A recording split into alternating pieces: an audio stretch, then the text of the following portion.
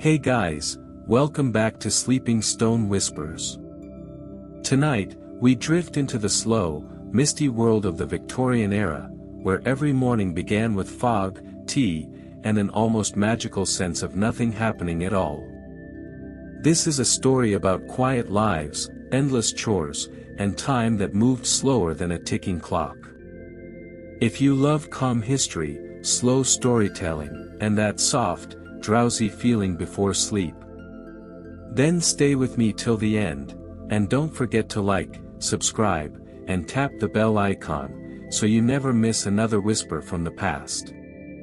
Now, let's step quietly into the world of the Victorian era.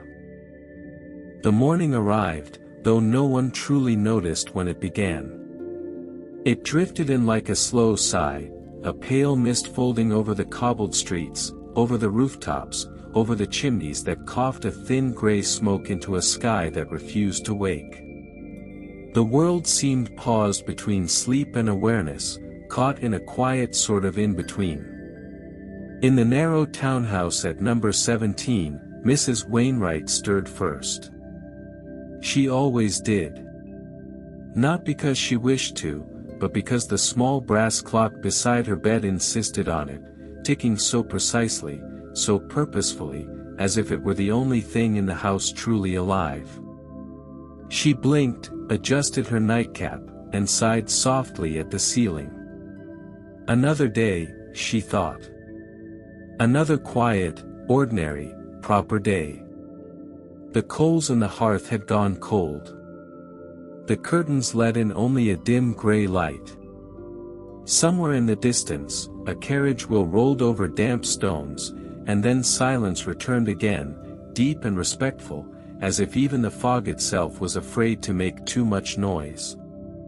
Downstairs, Agnes the maid was already awake, her hands red from the chill water of the morning basin. She moved without hurry. The broom waited, the kettle waited, and she, too, seemed to wait, for something she could not name. She opened the back door to fetch coal, and the fog crept in politely, as if asking permission to join her. The city was still. Only the faint smell of soot, tea, and damp wool filled the air.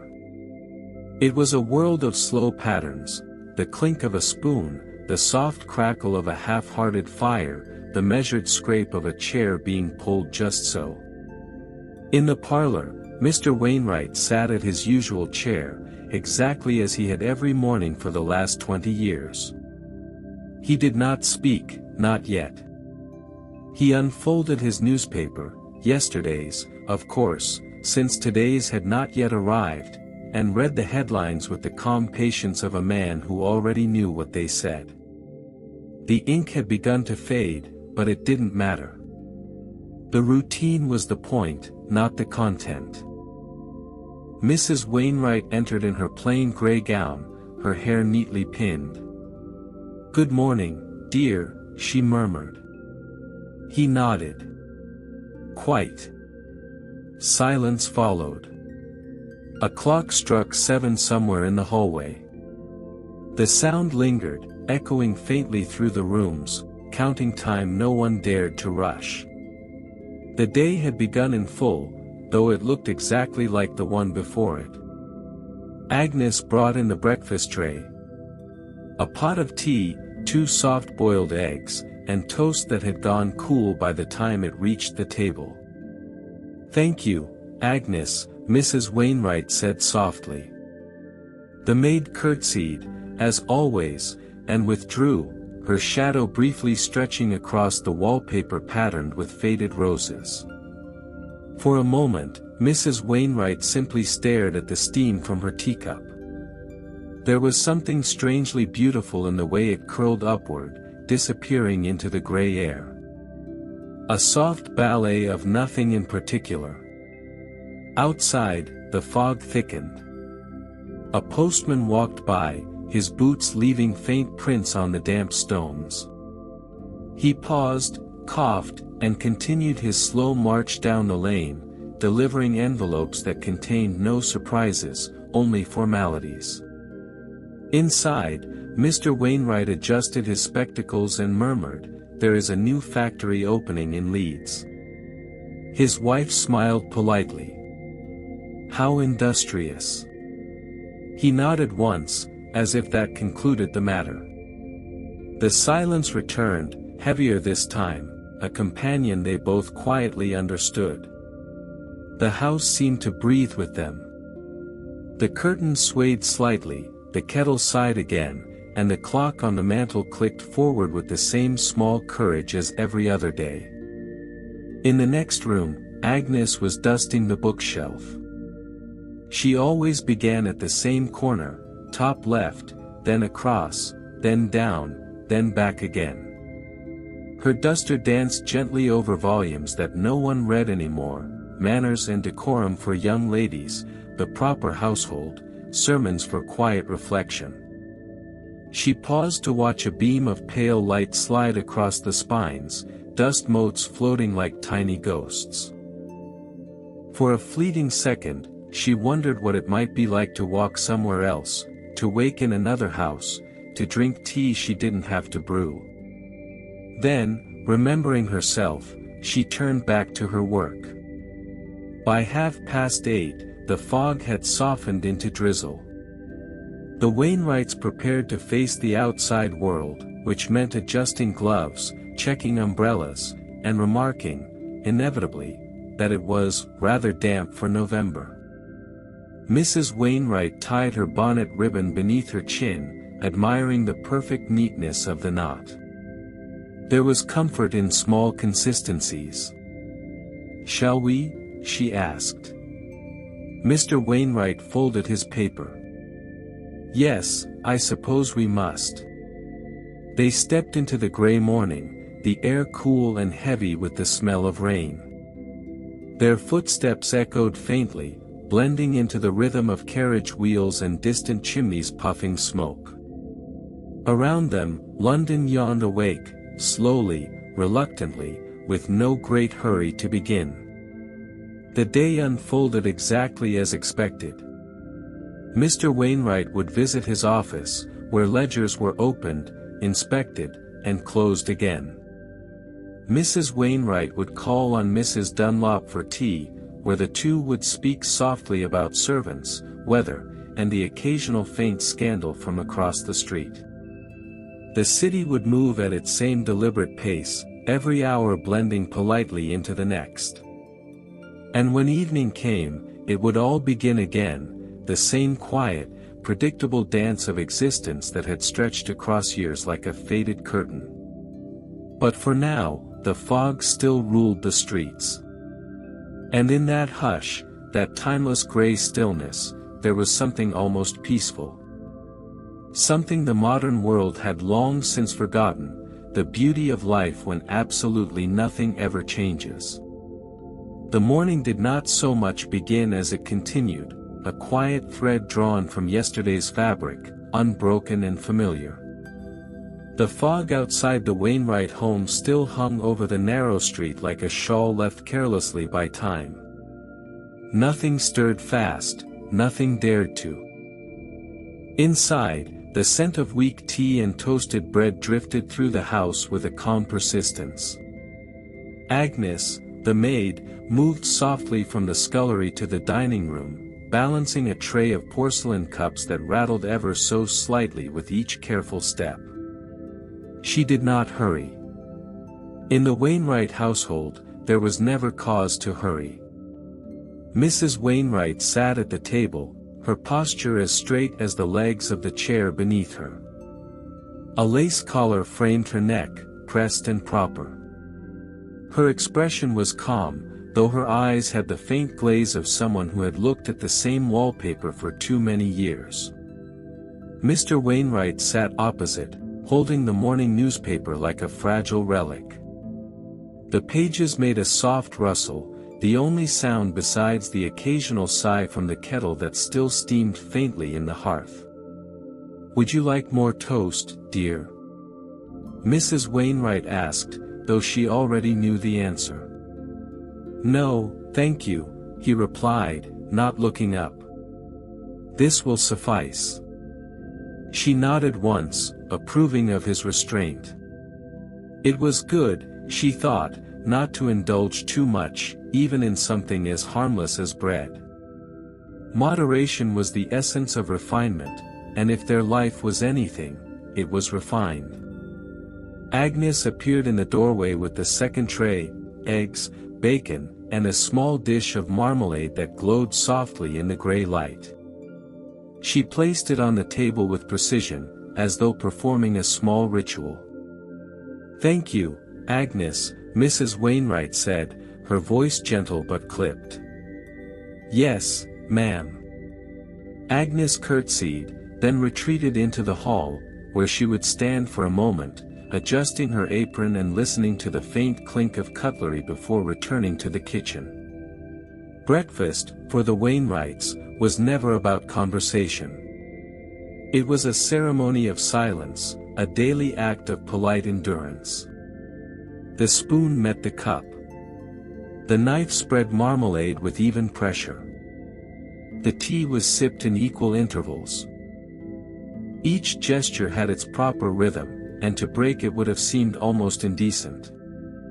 The clock on the mantel ticked with steady resolve. Tick. Tick. Tick.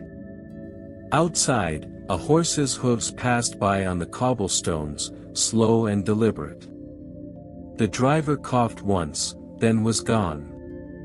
Mrs. Wainwright took a small bite of her egg, then dabbed her mouth with a folded napkin. "It seems a colder morning than yesterday," she said at last. Mr. Wainwright lowered his paper an inch. "Yes," he said.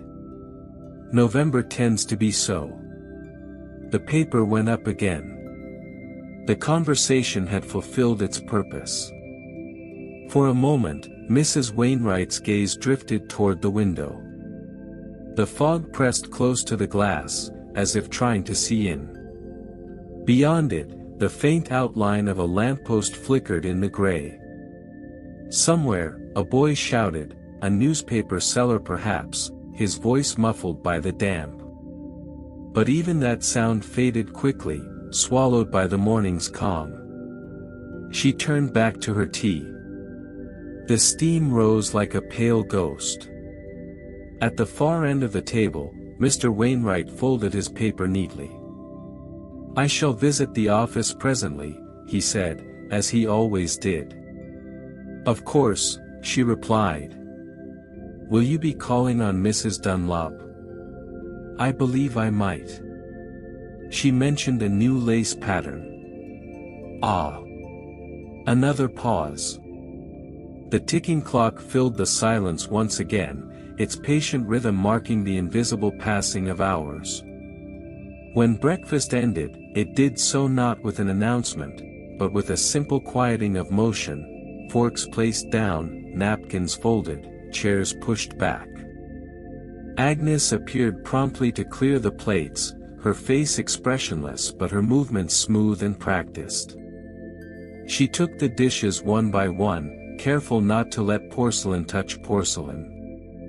The soft clatter of her work was almost a comfort. As Mr. Wainwright stood, he adjusted his waistcoat with deliberate care. His hat and gloves waited by the door, exactly where they had waited every morning before. Routine, he believed, was the architecture of peace. Mrs. Wainwright rose as well. "Be sure to take your umbrella," she said. "I intend to." He nodded, and so did she. There was affection in their exchange, though it had long since been polished into something formal and subdued. When the door closed behind him, the fog swallowed him whole. The street looked empty, save for a milk cart moving slowly toward the next corner. Mrs. Wainwright remained by the window for a while, her hands folded neatly before her.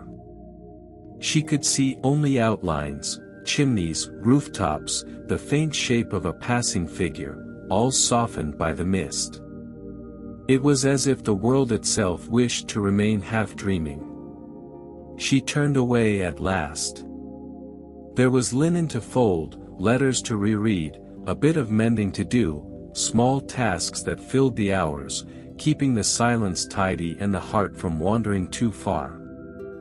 Downstairs, Agnes washed dishes in cool water, humming softly to herself, a tune so low it was nearly a whisper. Her hands moved through the gray suds, repeating the same careful gestures as yesterday and the day before. She found a strange peace in it, this endless sameness. The routine might not be exciting, but it was steady, and in that steadiness was a kind of safety. By 10 o'clock, the breakfast things had been put away. The silver gleamed faintly. The crumbs were gone. The table stood empty, ready to wait another 24 hours before it would be needed again. And so the day stretched onward, slow, soft, and perfectly unremarkable. The Wainwright house settled into its usual hush, the kind that feels like time itself holding its breath. Somewhere beyond the fog, the city was alive, horses, bells, shouting men, but here, in this quiet corner of the world, nothing urgent ever happened. And perhaps that was the secret of the age, a kind of deliberate dullness, a steady heartbeat in a restless world. The rain began sometime after breakfast, though no one could say exactly when. It came quietly, as all things seemed to do in the Wainwright house, a faint tapping on the windowpane, steady, polite, and half-hearted, like someone too timid to truly knock. In the dim light of late morning, Agnes stood at the dining table with a soft cloth in hand, her fingers wrapped around a silver teapot that gleamed dully beneath the gray sky. The room smelled faintly of lemon polish and coal smoke. She had done this task so many times that her hands seemed to know it better than her mind. Wipe, turn, breathe, wipe again. The rhythm was comforting. Beside her, on the lace runner, lay the rest of the Wainwright silver, spoons, forks, a serving tray with a faint engraving of vines curling along its edges. Each piece caught the dim light in its own patient way, reflecting not brightness, but a calm, steady gleam. Mrs. Wainwright entered the room with the same soft precision as the ticking of the hall clock. She moved as if afraid to startle the furniture. Her shoes made no sound on the carpet. "Good morning, Agnes," she said quietly, though it was, in truth, nearly 11. "Good morning, ma'am," Agnes replied, lowering her eyes as she continued her work. Mrs. Wainwright approached the sideboard, straightening a small porcelain vase that had not been crooked in the first place. "You may focus on the large tray today," she said. "It has lost a bit of its brightness." "Yes, ma'am." The mistress lingered for a moment, her gaze drifting to the window. The fog had thickened again, folding the garden into something soft and shapeless. The roses, bare now of their petals, stood like faded memories against the gray. "Dull weather," she murmured. "Yes, ma'am," Agnes replied, though she wasn't sure if Mrs. Wainwright was speaking to her or to the rain. The silence that followed was not uncomfortable. It was the kind of silence that filled every corner of the house like air, steady, familiar, unspoken. Agnes lifted another spoon, turned it in her hand, and caught the faint outline of her reflection in its curved surface. Her face looked strange, stretched and bent, her eyes distant. She smiled faintly, not at herself, but at the absurdity of seeing her world reflected in a spoon. Then she polished it again, slower this time. In the next room, the grandfather clock struck 11 with a hollow dignity. Each chime floated softly through the walls and dissolved into the rain. Mrs. Wainwright turned from the window. "When you finish here, Agnes, please see that the sitting room mantel is dusted. And perhaps, the pianoforte as well. There seems to be a thin film upon it. Yes, ma'am. And then, Mrs. Wainwright paused, as if trying to recall something faint and unimportant. Oh. The lamp globes. They might do with a polish. Agnes nodded. Of course, ma'am. Mrs. Wainwright smiled faintly, the kind of smile that never reached the eyes but served its purpose in polite society. Then she left, her footsteps dissolving into the hall like the fading echo of an old habit. The silver continued to gleam beneath Agnes's hand. The sound of her cloth brushing against the metal became its own kind of music, slow, circular, repetitive, almost tender. The rain outside joined in, drumming softly against the glass. She thought, for a moment, of her mother's cottage far to the north, of mornings filled not with polish and propriety, but with the smell of wet earth and bread baking. But the thought came and went like a passing breeze. Dreams were luxuries in the Wainwright house. The days were too orderly for wandering minds. By noon, the tray shone like a pale moon beneath the cloudy light. Agnes lifted it carefully, her fingers leaving no prints. She placed it back on the sideboard where it belonged, exactly where it had been before she began. For a long moment, she simply stood there, looking at her work. Everything was in its proper place. Nothing had changed. Yet the small satisfaction of order brought her a strange, quiet peace. The door opened softly. Mr. Wainwright had returned from his office earlier than usual, his umbrella dripping faintly in the hall. "Rain caught me off guard," he said, removing his gloves. His voice was mild, as though the weather had personally apologized to him. "Yes, sir," Agnes replied, offering a towel. He took it with a polite nod and glanced briefly at the silver on the sideboard. "Ah," he murmured, "you've polished the tray." "Yes, sir." "Splendid. Everything in its place, as it should be." And with that, he walked past her, disappearing into the study where papers waited that did not truly need reading. The rain continued its gentle, ceaseless rhythm. The silver glowed faintly in the half-light. Agnes returned to the kitchen, her hands tinged faintly with the smell of polish and lemon.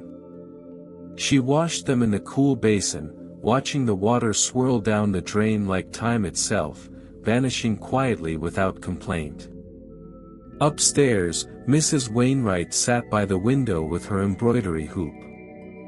The needle slipped in and out of the fabric in small, perfect stitches, another circle of endless motion. She was making a pattern of ivy leaves. It was a design she had begun 3 winters ago and would likely never finish, though she didn't mind. The act of sewing was the purpose, not the result. The fog thickened. The rain softened. The afternoon stretched its arms slowly, yawning across the sky. And the house, the still, patient, beautifully uneventful Wainwright house, glowed quietly with its polished silver, as if pleased to have survived yet another morning of polite repetition. There was, in the hallway of the Wainwright house, a clock that seemed to live a life of its own. It was tall and narrow, with a pendulum that swung back and forth like the slow breathing of something ancient and content. Its face was pale ivory, its hands a dark iron black.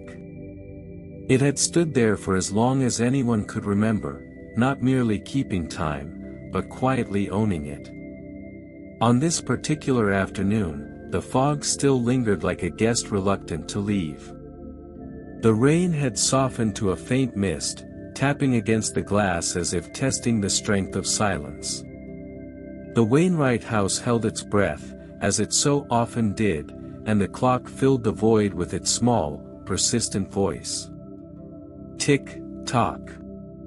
Tick, tock. The sound was steady, but today, perhaps because of the fog, or perhaps because nothing else dared to make a sound, it seemed louder than usual.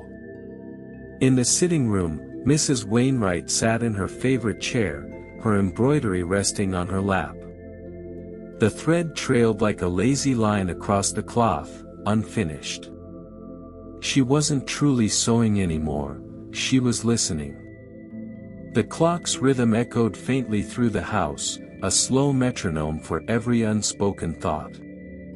Tick, tock. It was not unpleasant. But it was there. She lifted her head slightly, as though the act of listening could explain why it sounded so much louder today. Strange, she murmured to no one, how very alive that sound feels. In the hallway, Agnes was polishing the lamp globes as instructed earlier. Each globe caught a sliver of light and offered it back, dimly. She paused occasionally, the cloth in her hand hovering mid-air as she too noticed the sound. Tick, tock. Even in the kitchen, behind the faint hiss of the kettle, she could still hear it. It wasn't unpleasant, no, it was simply insistent. The Wainwright house had always been quiet, but that afternoon, it was as if the clock had decided to speak for everyone who chose not to. Mr. Wainwright sat at his desk in the study, papers neatly stacked before him. He wasn't reading them. He wasn't writing either. He was simply thinking, or perhaps not thinking, merely existing within the slow comfort of habit. But even he found his eyes drifting now and then toward the open door, listening to the faint rhythm. Tick, tock. He smiled faintly. Good fellow, he muttered softly. Never loses his place. Upstairs, the clock's echo touched every room, a thread connecting all within the house. In the guest room, dust gathered on the untouched coverlet. In the nursery, long since empty, the faint outline of a rocking horse stood by the window. The sound reached even there, brushing past memories that no one had dusted in years. By late afternoon, the rain had ceased entirely. The air grew still. The only movement was that pendulum, moving faithfully between past and future. Mrs. Wainwright stood at last, laying her embroidery aside. She walked into the hall and stood before the clock. It reached nearly to the ceiling, its wood dark and polished, its brass pendulum gleaming faintly in the dim light. She could see her reflection there, faint, trembling with each swing. For a long moment, she simply watched. There was something oddly reassuring about the way it refused to stop. Everything else might fade or shift, but the clock remained. It marked time even for those who no longer noticed it passing. Agnes appeared at the far end of the hall, carrying a small vase of roses, the last ones from the garden before winter would claim them. She hesitated, unsure if she should disturb the quiet. "Shall I place these here, ma'am?" she asked softly.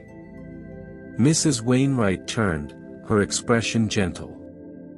"Yes. On the table beside the clock. It looks quite empty there, doesn't it?"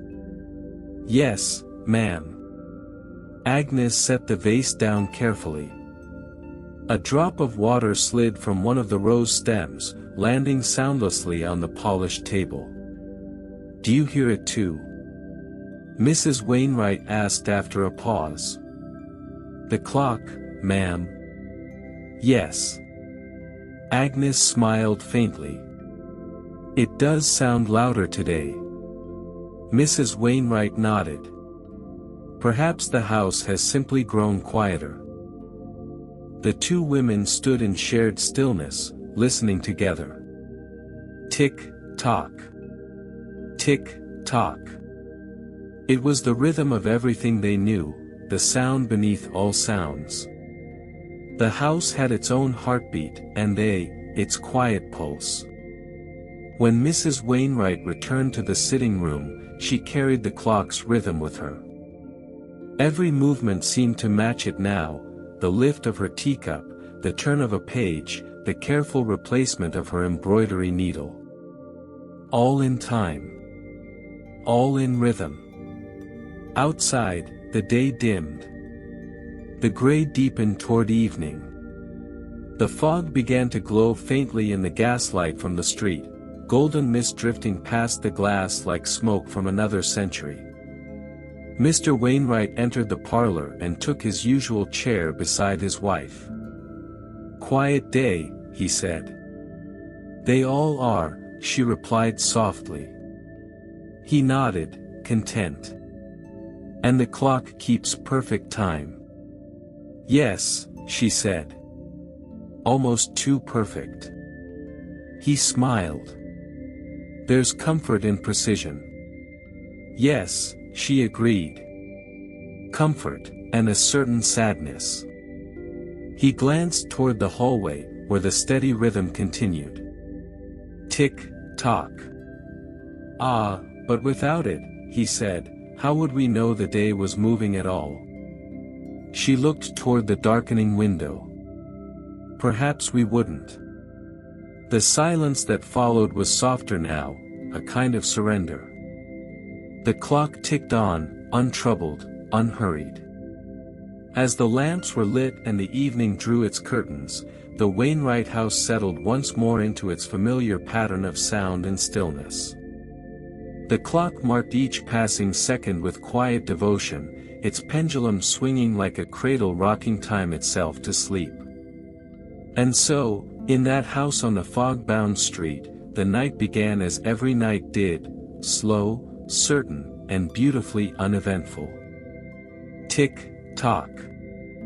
Tick-tock. The morning began, as all mornings did, with the soft complaint of a kettle somewhere down the hall. The fog outside pressed its pale fingers against the window panes, turning the world into a watercolor of gray and faint gold. Inside the modest home on Weatherby Street, no one hurried. There was no need. The day promised nothing new, and in this household, that was comfort enough. Mrs. Wainwright sat beside the hearth, her shawl drawn neatly over her shoulders. The clock above her ticked with that stern Victorian discipline, precise, unfeeling, endlessly patient. She had heard it tick every hour for 20 years. It had never once been wrong, or interesting. In the kitchen, young Clara stirred the porridge with the same slow circles her mother had shown her when she was 9. She was 20 now. The motion had not changed, nor had the taste of the porridge, nor the way it bubbled like a tired sigh. The table was already laid, for spoons, for chairs, for napkins folded with mild perfection. Mr. Wainwright entered precisely at 7:30. His boots were cleaned the night before. His face, freshly shaven, glowed faintly in the dim morning. He nodded once, as though acknowledging the presence of time itself. "Fog again," he said.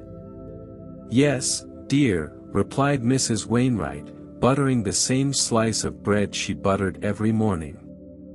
"Quite thick." He sat. They ate. Somewhere in the distance, a milk cart rattled over cobblestones, followed by the hollow call of a man who had been shouting the same thing every morning for 15 years. The Wainwright family never thought of excitement as a virtue. Excitement was for the desperate. They preferred predictability, the soft shuffle of slippers, the quiet hiss of the fire, the whisper of curtains being drawn back exactly halfway to let in the pale gray light. After breakfast, Clara went to dust the parlor. The parlor did not need dusting. It never did. But she dusted it anyway, careful not to disturb the tiny china dogs on the mantel, a pair of white ceramic creatures whose tiny black eyes seemed forever half asleep. The maid, Alice, polished the same brass candlestick she had polished yesterday. It did not shine brighter for the effort, but neither did it dull. Alice sometimes wondered if her reflection in the metal aged slower than she did. Outside, the world was wrapped in silence. The only sound was the slow drip of water from the eaves, the clop of a horse's hooves somewhere down the lane, and the far-off bell of St. Mary's Church tolling 8. 8 o'clock. Always 8 o'clock. Mr. Wainwright put on his hat, the same black bowler he'd worn since before the children were born. He stood at the door, checked his pocket watch, and cleared his throat, a habit, more than a necessity. "I shall be at the office," he said, as he always did. "Yes, dear," came the gentle reply. He stepped into the fog. The door closed with a sound that might have been mistaken for a sigh. Inside, Mrs. Wainwright turned toward the window. She could see nothing, only the faint suggestion of rooftops, and the gray that swallowed them. The day had begun. Or perhaps it had not. It was difficult to tell. In the parlor, the clock struck 9. Its echo lingered softly, like a memory no one cared to remember. Clara paused her dusting. For a moment, she thought she might open the window, just to let in a breath of new air, but she didn't. It would be too bold, too strange. Instead, she adjusted a cushion that was not crooked, then resumed her slow rhythm with the duster. And so, time drifted, unhurried, unbothered, unchanging. By mid-morning, the fog had thickened again, as though it too had decided there was nowhere better to be. It was a Thursday morning, though Mrs. Wainwright would have been hard-pressed to prove it. The days in Weatherby Street had begun to resemble one another so completely that even the calendar seemed tired of distinguishing between them. The fog was softer today, not so much pressing against the window as politely lingering outside it, like a shy visitor unsure of being welcome. The fire had burned low, and in the dim parlor light, Mrs. Wainwright sat before her dressing mirror, regarding a small, unremarkable object on the table before her, her bonnet. It was a sensible bonnet. Not fashionable, not modern, not new, simply sensible. It had been purchased 9 years ago from a modest shop near Kensington, and though time had done its quiet work upon the fabric, Mrs. Wainwright found that the bonnet's age suited her. It did not draw attention.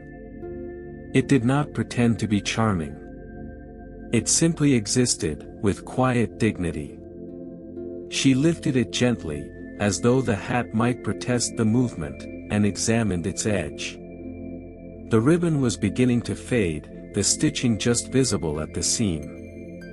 She considered, briefly, replacing the ribbon with something newer, perhaps a touch of pale blue, or the faintest rose. But that, she thought, might look rather forward. And besides, no one in Weatherby Street had worn pale blue in quite some time. From the hall came the slow tread of Clara's feet, followed by the muffled clink of a teacup being set upon a saucer. "Mother," came her daughter's soft voice, "the tea is ready." Mrs. Wainwright gave a small nod, the sort that could be mistaken for thought, rather than agreement, and continued to hold her bonnet a moment longer before setting it upon her head. She tied the ribbon carefully, with the patient precision of a woman who has tied thousands of ribbons before, and looked at herself in the mirror. There she was, neither beautiful nor plain, neither old nor young, simply appropriate. She rose, smoothed the creases in her skirt, and walked to the window. Outside, the world appeared wrapped in gauze, the street barely visible, the lampposts reduced to faint silhouettes. A milk cart rolled past, the driver's figure blurred into grayness. Mrs. Wainwright admired the reliability of it all. Every morning, the milk cart passed. Every morning, she stood in this very spot to watch it. Every morning, she thought the same thing, that life, in its repetition, was quite a sturdy thing. "Are you going out today, Mother?" Clara asked, entering the room with her usual careful grace. "I may," Mrs. Wainwright replied, not looking away from the window. "If the fog decides to lift." Clara set down the tray. "It never quite does." "No," said Mrs. Wainwright, with a hint of satisfaction. "It never quite does." They sat together, sipping tea that was neither hot nor cold, neither weak nor strong. It was tea that existed somewhere between usefulness and comfort, much like the bonnet. When 11 o'clock came, Mrs. Wainwright announced, "I believe I shall visit Mrs. Holloway." Clara nodded. "Will you take the umbrella?" "No. If it rains, I shall endure it." There was a quiet nobility in that.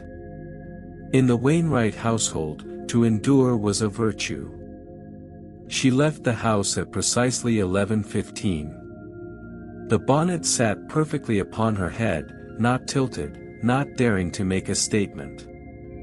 The ribbon's bow was centered, the knot firm but unassuming. She closed the door behind her and stepped into the damp street, the sound of her shoes meeting the cobblestones with soft determination. The fog accepted her. She walked at the same pace she always did, slow enough to appear deliberate, yet not so slow as to invite conversation. Along the way, she nodded to Mr. Pritchard, the tobacconist, who stood outside his shop in the same posture he'd had yesterday.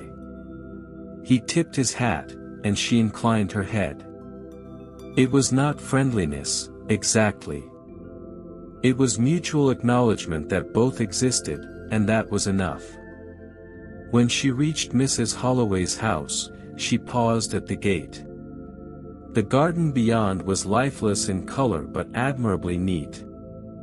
Mrs. Holloway, a widow of 17 years, took pride in its neatness, as though tidiness might ward off the creeping wildness of time. Mrs. Wainwright lifted the latch and walked up the path, her bonnet collecting a faint shimmer of moisture from the air. Mrs. Holloway opened the door before she had knocked. "Ah, Mrs. Wainwright," she said, as if she had been expecting her all along.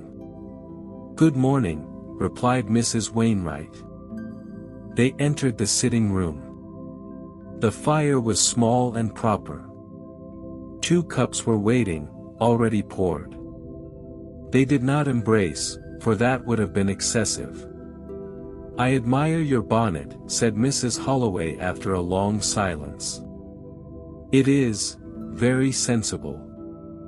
Mrs. Wainwright smiled faintly. "Yes.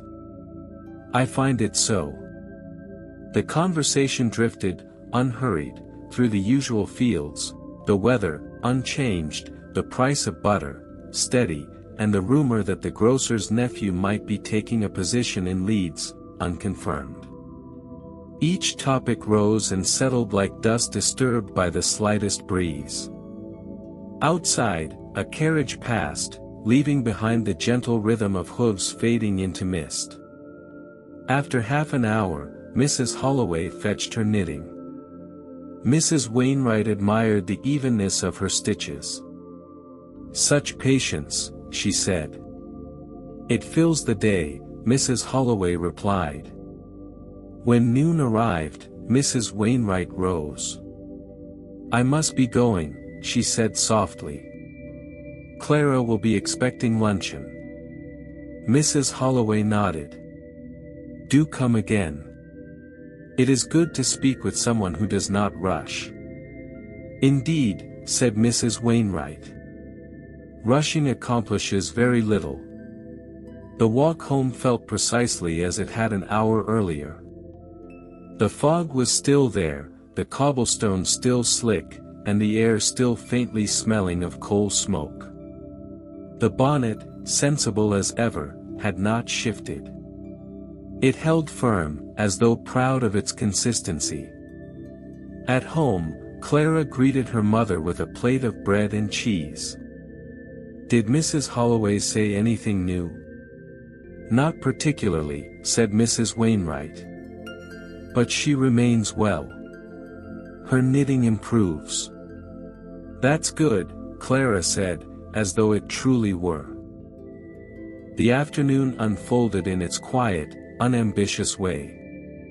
The clock chimed 2, then 3. Mrs. Wainwright took off her bonnet, brushed away a speck of invisible dust, and set it back upon its stand. It would wait there, patiently, until the next day's use, as untroubled by time as the fog itself. When evening came, Mr. Wainwright returned home. He removed his coat, adjusted his cuffs, and nodded approvingly toward his wife's hat. "I see you wore the bonnet again." "Yes," she replied. "It served me well. As it always does." They ate dinner in comfortable silence, the sound of cutlery faint and steady. When the candles burned low, Mrs. Wainwright found herself glancing toward her bonnet once more. It stood in the corner, plain and proud, its ribbon drooping slightly, as if bowing to the day that had passed without incident. There was great peace in that, in knowing that tomorrow would bring the same fog, the same tea, the same gentle quiet. And, of course, the same bonnet. The morning began without reason to begin at all. The clock struck 9 with a sound that was both punctual and apologetic, as though it regretted disturbing the silence. The fog lay low across Weatherby Street, and the world seemed content to remain half asleep. In the Wainwright home, the air held the faint scent of boiled tea and last night's coal. Mrs. Wainwright sat by the window, her hands resting neatly in her lap, her thoughts untroubled by anything that might resemble urgency. "I believe," she said at last, "that I shall take a walk." Clara, who was mending a sleeve by the hearth, looked up slowly. "A walk, mother?" "Yes," said Mrs. Wainwright. "It has been 2 days." Clara nodded as though her mother had announced a grand expedition. "Shall I come with you?" "No," Mrs. Wainwright replied, gently but firmly. "This is the sort of walk one must take alone."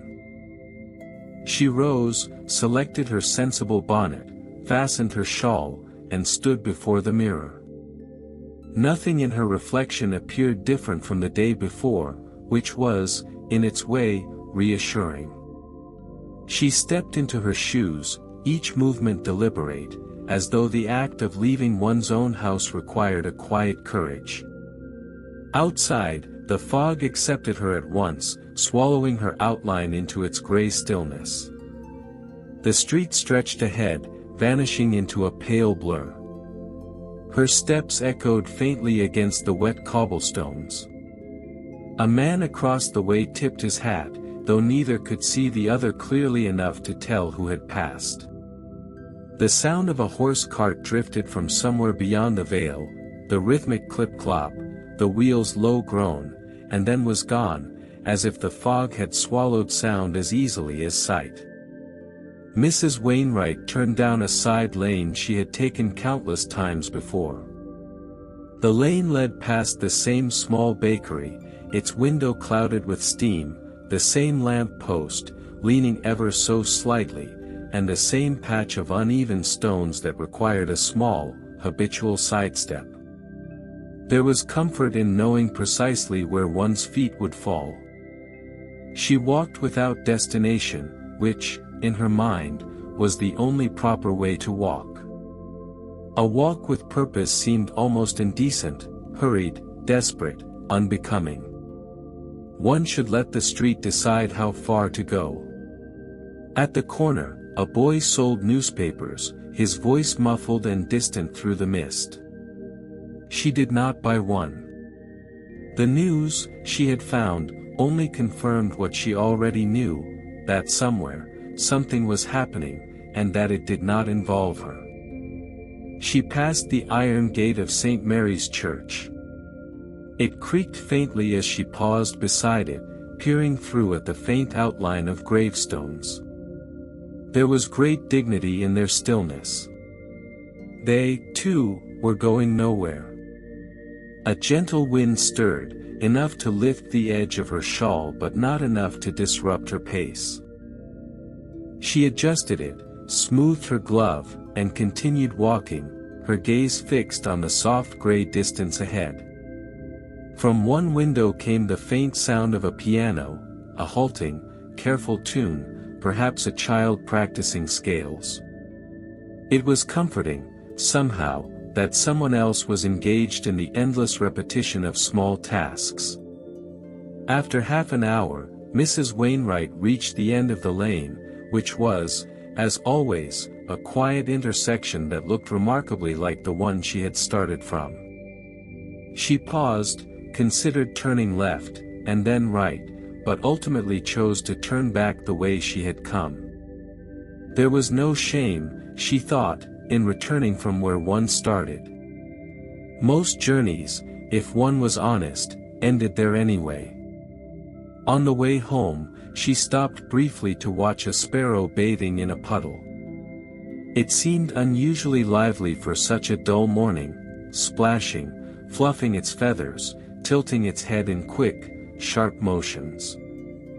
Mrs. Wainwright envied it slightly, not for its joy, but for its decisiveness. When she reached home, Clara met her at the door. "Did you go far?" "Not especially." "Was it pleasant?" "It was, appropriate." Clara smiled faintly. "Shall I make tea?" "Yes," said Mrs. Wainwright, removing her bonnet. "That would be wise." She placed the bonnet on its hook, brushed a single droplet of fog from its brim, and sat once more by the window. The fog had not lifted. It rarely did. But Mrs. Wainwright felt, in some small, inexplicable way, that she had accomplished something, not because she had reached anywhere new, but because she had gone and returned exactly as expected. The kettle began to hum. The clock struck 11. The sparrow outside had vanished, replaced by stillness once more. Mrs. Wainwright accepted her cup of tea, warm and pale, and gazed again toward the window. The street, unchanged and quiet, stretched out before her like a thought that had never needed finishing. And so the walk that went nowhere, was over. Or perhaps, in some quiet way, it had never really begun. The rain had begun sometime during the night. Not a passionate, stormy rain, but the sort of slow, patient drizzle that seemed to have nowhere else to be. It painted the street in silvery stillness, filling puddles that reflected a sky too gray to remember color. Inside the Wainwright home, the sound of it was almost soothing, a steady tapping on the window panes, an occasional sigh from the wind, the faint hiss of the fireplace making its reluctant effort.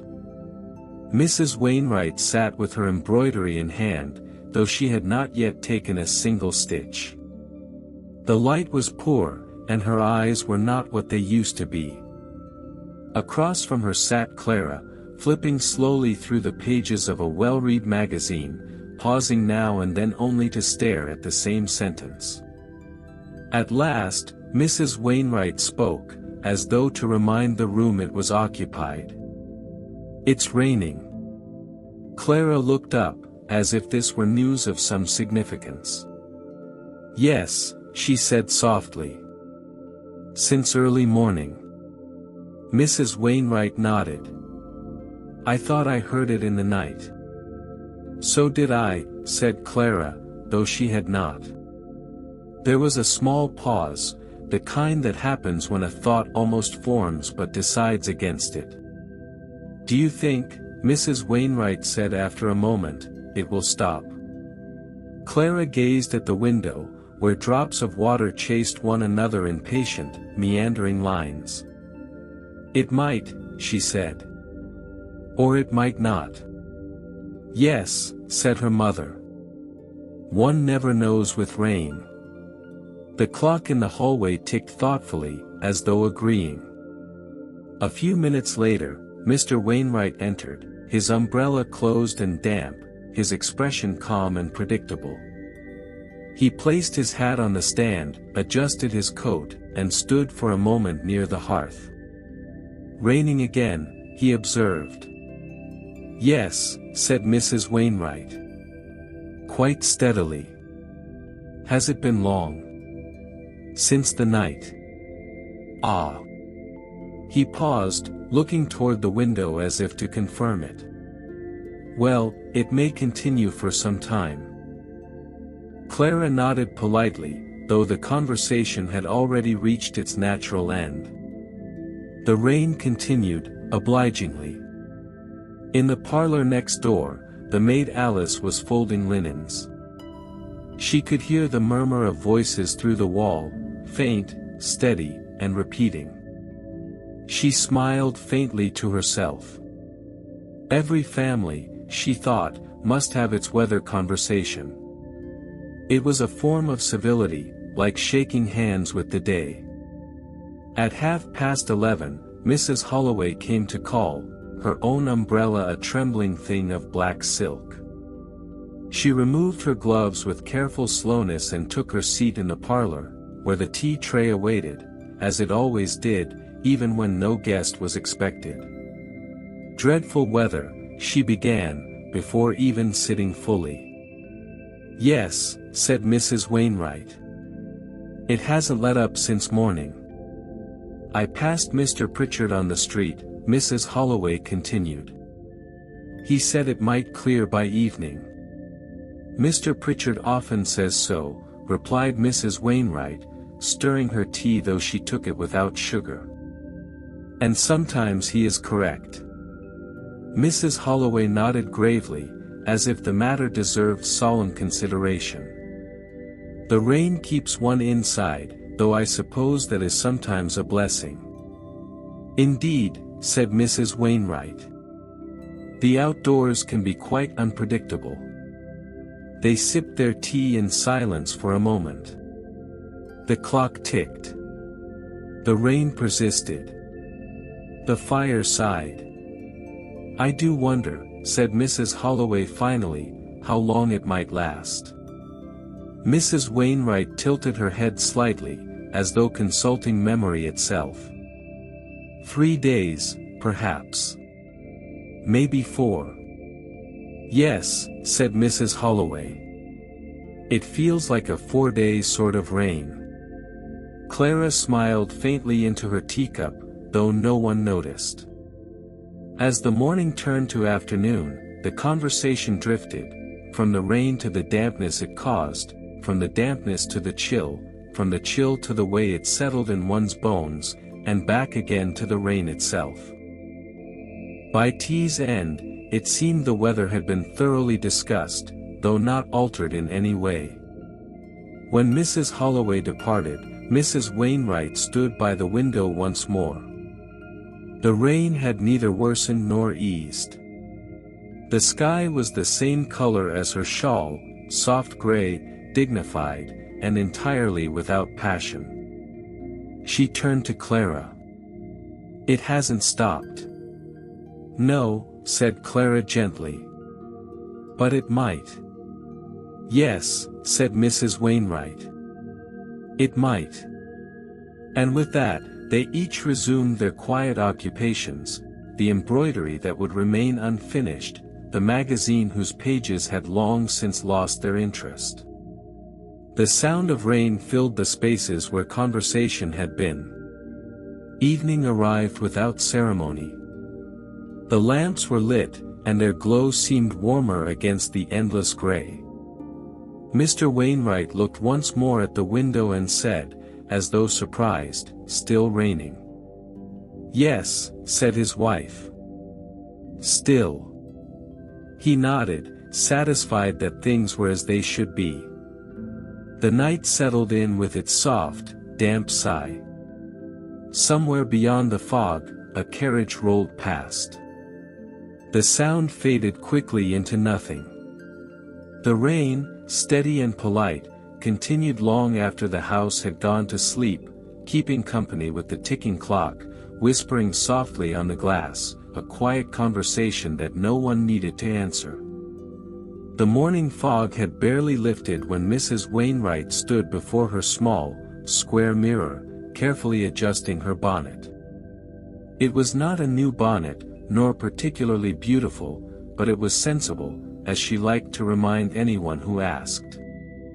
The ribbons were faded, the brim a little stiff from years of starching, yet it sat perfectly straight upon her head, a symbol of practicality, of quiet dignity, of days that looked almost identical to one another. She smoothed her hair beneath it with slow, precise motions. One strand had fallen loose, and she tucked it back with the kind of patience that only comes from long years of unchanging mornings. The house was still, the grandfather clock murmured softly in the hall, and outside, the street was empty except for a milk cart and a boy yawning into his scarf. Mrs. Wainwright tied the bonnet's ribbons beneath her chin. She looked into the mirror, not searching for beauty, but for correctness. Was it straight? Was it proper? Would Mrs. Peabody from across the lane nod approvingly, or notice the small stain near the edge of the brim? Such thoughts occupied her far more than any grand dream or adventure. In the kitchen, the kettle began to hum, signaling that it was time for tea. She turned from the mirror and took one last glance, a tiny sigh escaping her lips. It was a sigh not of sadness, but of acceptance. The same sigh she had given every morning since her husband passed, since the children grew up and left, since her world had quietly shrunk to this house, this mirror, and this bonnet. Stepping out the door, she felt the cool air wrap around her face. The bonnet shielded her eyes from the gray sky, and the world looked small and orderly beneath its brim. She nodded politely to the passing grocer, adjusted her gloves, and walked on.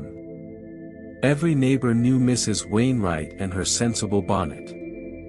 They said she was dependable, respectable, perhaps a little dull, but in her steadiness, there was something almost poetic. The bonnet had seen weddings and funerals, teas and thunderstorms, small joys and long evenings of solitude. It had been her quiet companion, her symbol of routine. As she passed the bakery, the smell of bread reached her. She paused, as she did every morning, pretending to read the notice on the window but truly just enjoying that warm scent. The baker's boy tipped his hat to her, and she nodded, the same nod, the same polite half-smile, the same gentle rhythm of her life continuing as always. By the time she reached the church gate, the clock struck 9. Another day had properly begun, a day just like the one before. And as Mrs. Wainwright adjusted her bonnet once more, a small bird landed on the gate beside her. She looked at it for a long moment, neither smiling nor frowning, before continuing her walk. Because in her quiet world, nothing ever changed, and perhaps, that was exactly how she liked it. The parlor sat quietly at the front of the Wainwright house, as it always had, waiting for company that seldom came. The heavy curtains were drawn halfway open to let in a polite amount of daylight, not too bright, not too dim, just enough to reveal the quiet stillness that lived there. Every object had its place, and every place had been the same for nearly 20 years. The clock on the mantel ticked with slow determination, marking the seconds of a room that had forgotten what urgency felt like. A vase of artificial flowers stood on the table, their color faded, but not unpleasantly so. A faint smell of lavender polish lingered from yesterday's dusting. Even the chairs, upholstered in weary green fabric, seemed to sit with good posture, as if waiting for someone to remark how comfortable they looked, though no one ever did.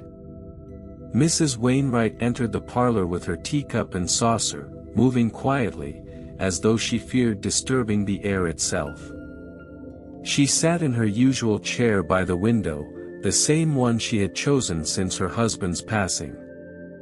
Across from her, the armchair where he once sat remained empty, though still kept in perfect condition. Once a week, she brushed the cushion and straightened the small book that rested on the arm, his old copy of the Morning Gazette, folded neatly as he had left it. The room held its breath around her. It was the kind of silence that had shape and texture, soft but weighty. She sipped her tea and listened to the faint clinking of the teaspoon. Somewhere outside, a carriage passed, wheels muffled by the damp road. Inside, time did not pass so much as settle. Her eyes moved slowly across the room, the piano no one played anymore, the embroidered portraits that hung in polite rows, the doily that had a small tea stain she never quite managed to remove. It was a museum of her own making, carefully preserved in habit. Sometimes she imagined that if she left the room for 100 years, it would look exactly the same when she returned. The thought didn't sadden her.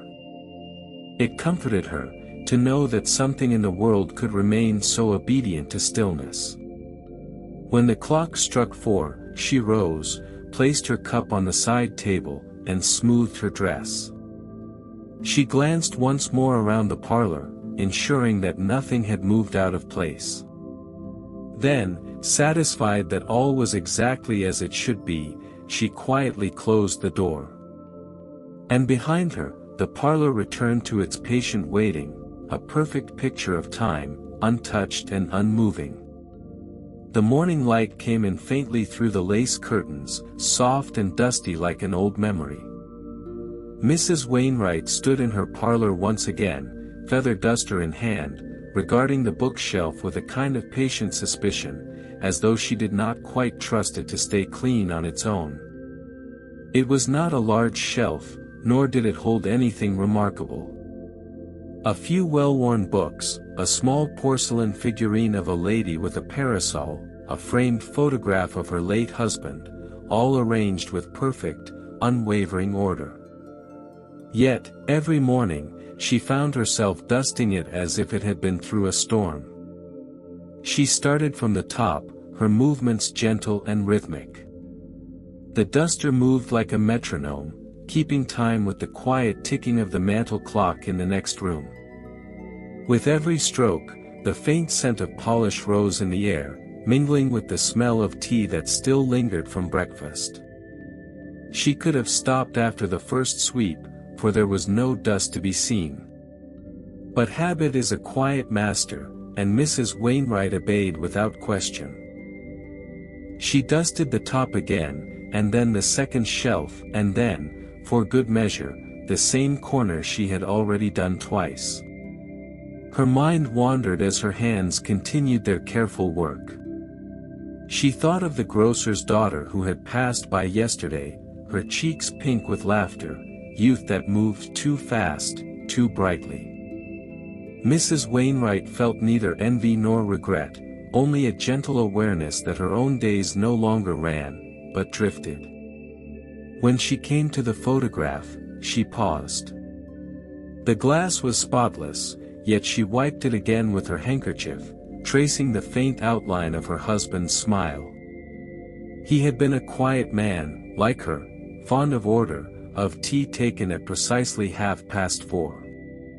She imagined he would have approved of her diligence, of this daily ritual of care that seemed to keep him somehow near. Outside, a cart rolled by. The horse's hooves made dull, steady sounds on the cobblestones. Mrs. Wainwright glanced toward the window, then back at the shelf, and dusted the same spot once more, slower this time, softer. When at last she set the duster down, she looked over her work and found it unchanged, as perfect and unremarkable as before. But there was comfort in that sameness, a fragile peace in doing what did not need to be done. She stepped back, nodded faintly to the room, and whispered to herself. There. Much better.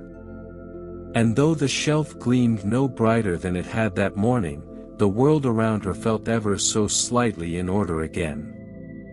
At precisely 11 minutes past 10, the faint sound of footsteps could be heard beyond the gate, steady, unhurried, and familiar.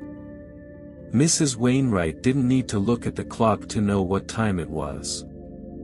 The postman was coming, just as he always did, just as he always would. She paused in her kitchen, the teapot still warm in her hand, and listened. There it was again, the soft crunch of gravel, the slight rattle of metal as his bag brushed against the gatepost. The same rhythm, the same sound, day after day, as predictable as the sun rising through the fog.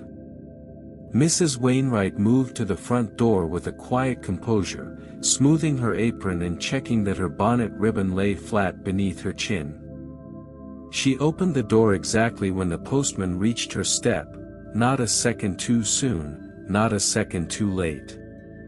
"Good morning, Mrs. Wainwright," said the postman, tipping his hat. His voice carried the comfort of repetition, like a line from a well-known play. "Good morning," she replied, with her usual polite half-smile. He handed her 2 envelopes. One was a small brown bill from the tailor, the other an advertisement for a new brand of soap. No letters from family, no distant handwriting to stir a memory. Just paper, as always. Still, she accepted them with quiet grace, as though they were important. She placed them on the small entry table, beside the porcelain vase with dried flowers, and thanked the postman. He nodded again, already turning to the next gate, his steps fading down the row of quiet, identical houses. For a long moment, she stood at the door, holding the handle, watching the street. The world beyond her fence looked exactly as it had yesterday, a thin fog hanging above the cobbles, a dog trotting without urgency, a woman sweeping her steps across the lane. Mrs. Wainwright closed the door softly, the latch clicking in the same gentle way it always had. She carried the envelopes to the parlor, where she set them neatly on the small writing desk without opening them. Perhaps she would read them later, after lunch, or perhaps not at all. There was no rush. The house fell quiet again, and she sat by the window, looking out at the street the postman had just left. Somewhere in the distance, his footsteps echoed faintly, fading into the same soundless calm from which they had come. And at that moment, she found herself comforted by the predictability of it all. The postman's arrival, the unopened letters, the measured ticking of the clock. In a world that rarely changed, such small certainties were the nearest thing to peace. It was Thursday afternoon, the day Mrs. Wainwright always expected company, though she never quite knew if anyone would come. The parlor had been dusted twice, the kettle reheated once more, and 2 cups stood ready on the small round table. A plate of plain biscuits waited beside them, their edges neatly arranged in a perfect circle. At 3:30, a knock came at the door, soft, courteous, and almost apologetic.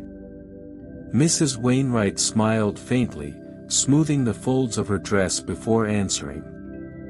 On the doorstep stood Mrs. Peabody, her closest neighbor, though close was perhaps too strong a word for a friendship made entirely of pleasantries. "Good afternoon, Mrs. Wainwright," said Mrs. Peabody with a polite nod. "Good afternoon," replied Mrs. Wainwright, just as gently. "Do come in. It's a bit chillier than it looks." The two women settled into the parlor, each in her accustomed chair, hands folded neatly over their laps. The steam from the tea rose between them, twisting and fading like a slow breath.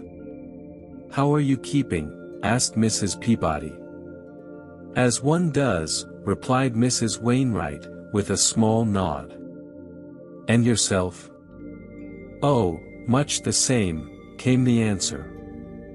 A quiet pause followed, not uncomfortable, but deeply ordinary. The clock ticked. Somewhere outside, a cart rolled by. Neither woman felt the need to fill the silence quickly. They had long accepted that their company was more about presence than conversation. After a time, Mrs. Peabody mentioned her rheumatism, which had not improved since last week.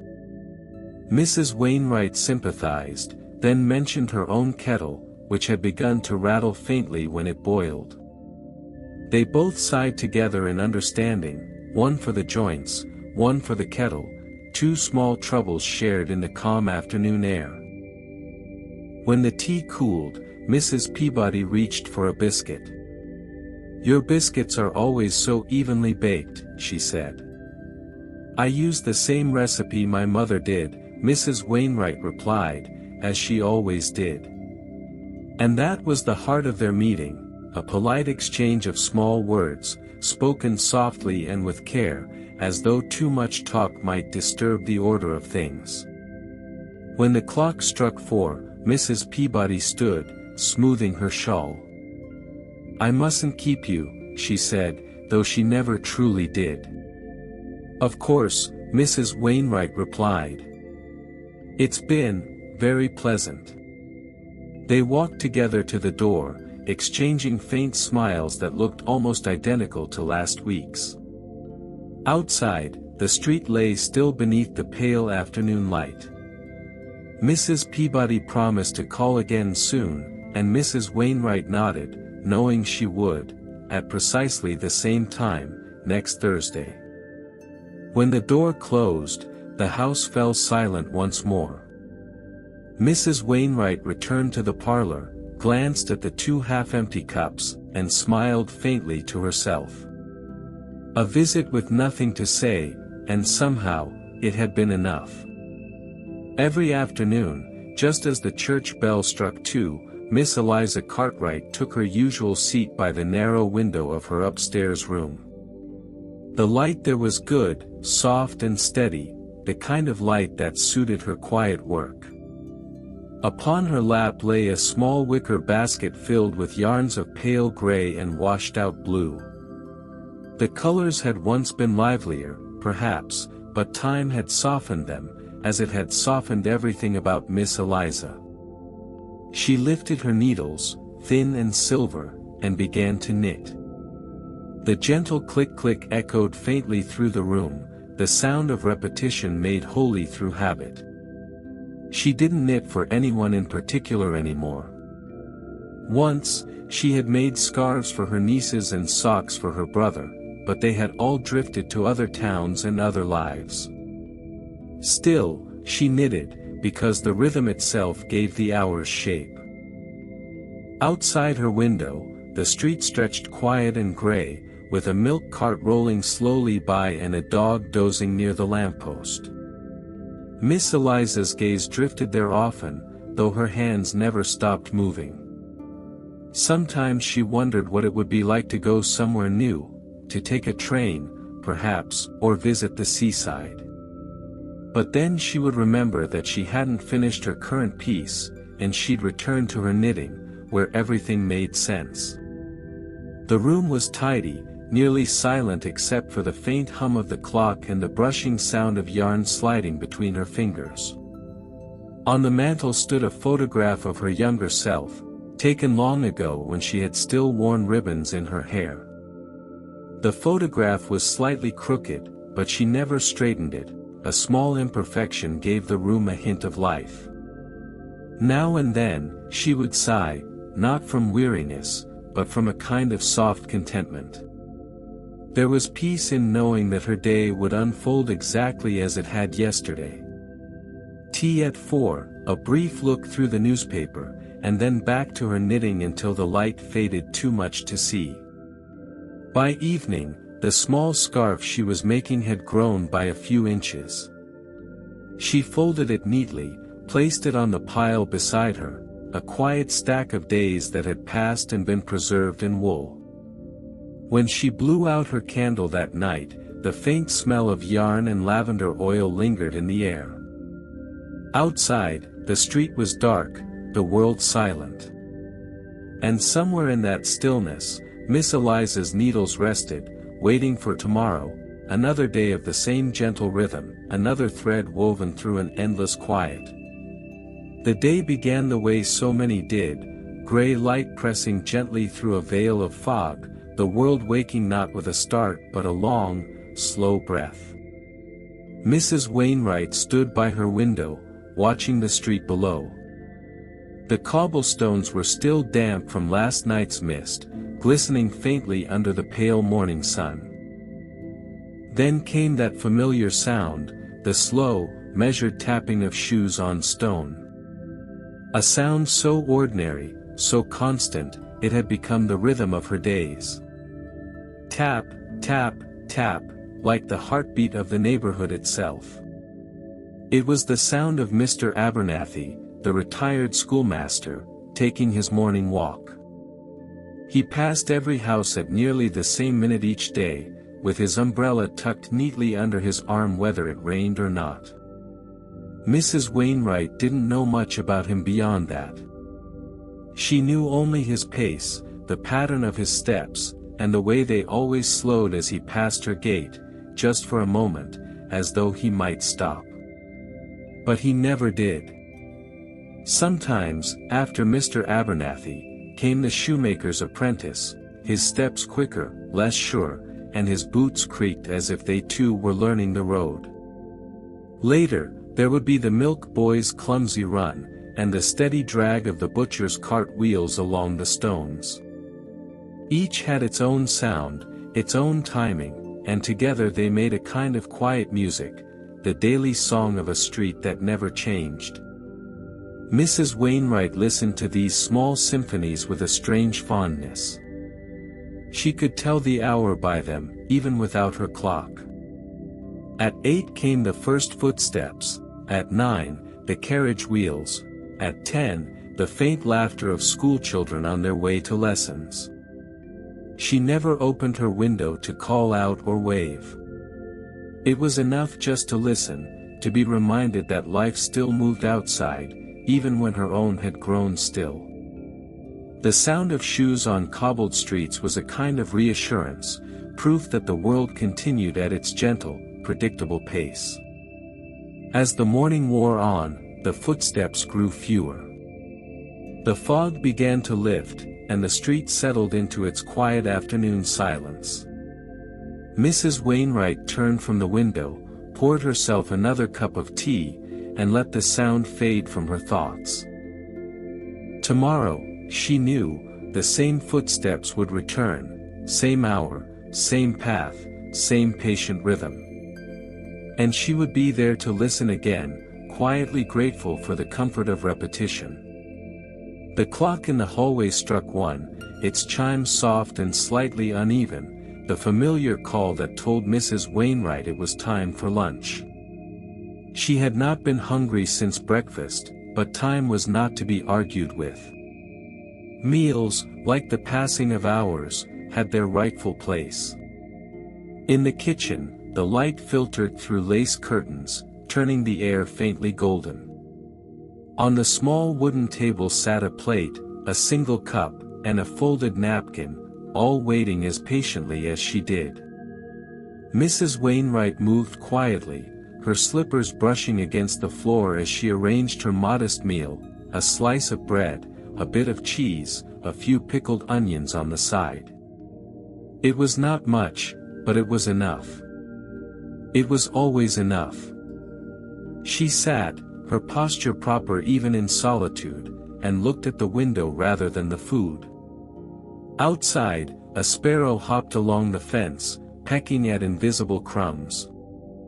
The street lay silent in its midday pause, even the postman's steps were gone by now. She could hear only the faint ticking of the wall clock and the quiet sigh of her own breath. Mrs. Wainwright took a small bite, more from duty than desire. The bread was a little dry, and the cheese a touch sharp, but these were not complaints, merely facts of the day. Eating was an act of routine, not pleasure. It was something to be done, and done properly. As she chewed, her eyes wandered to the opposite chair, the one that had once been occupied by her husband. For a fleeting moment, she imagined him there again, folding his napkin neatly, asking if there might be more butter. The thought was gentle, not painful. It came and went like a quiet breeze, stirring nothing but a faint sense of company. When the meal was finished, she folded the napkin exactly in half, then once again, before placing it on the plate. The sound of porcelain against wood seemed almost loud in the still air. She did not hurry to wash up. The dishes could wait a little, they always did. Instead, she sat for a moment longer, hands resting in her lap, eyes on the empty chair. Lunch had been eaten. The hour had been filled. And that, she thought, was enough for now. The clock ticked on. Another minute passed.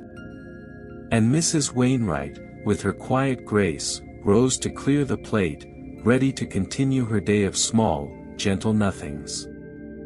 The soft hum of afternoon settled over the Wainwright house like a gentle shawl, warm, still, and faintly dusty with the passage of time. The meal had been cleared away, the plates wiped and stacked with care, and now the air was filled with the faintest ticking sound, the steady voice of the old clock in the hallway. It was an honest sound, never hurried, never late. Each tick a small, patient reminder that time was always moving, even when nothing else seemed to be. At 2 o'clock, the clock struck twice. Its chime was mellow, a little uneven at the end, as though it too were tired of the routine. Mrs. Wainwright paused in her chair, her knitting resting in her lap, and listened. She didn't count the hours anymore, she simply felt them, soft markers dividing one quiet stretch of the day from another. After the chime faded, she glanced around the parlor. The lace curtains stirred faintly at the window, stirred by a breeze that never quite made itself known. A lone beam of sunlight moved slowly across the rug, the same one she had bought 20 years ago, its colors now muted by years of patient footsteps and gentle sweeping. By 2:30, her eyelids felt heavy, as they always did. There was something about the hour, something drowsy in the rhythm of the day, that invited stillness. She leaned back, just slightly, hands folded, the clock's ticking becoming softer, slower, as if syncing with her breath. Then, somewhere between thought and nothingness, came the next sound, the clock striking 3.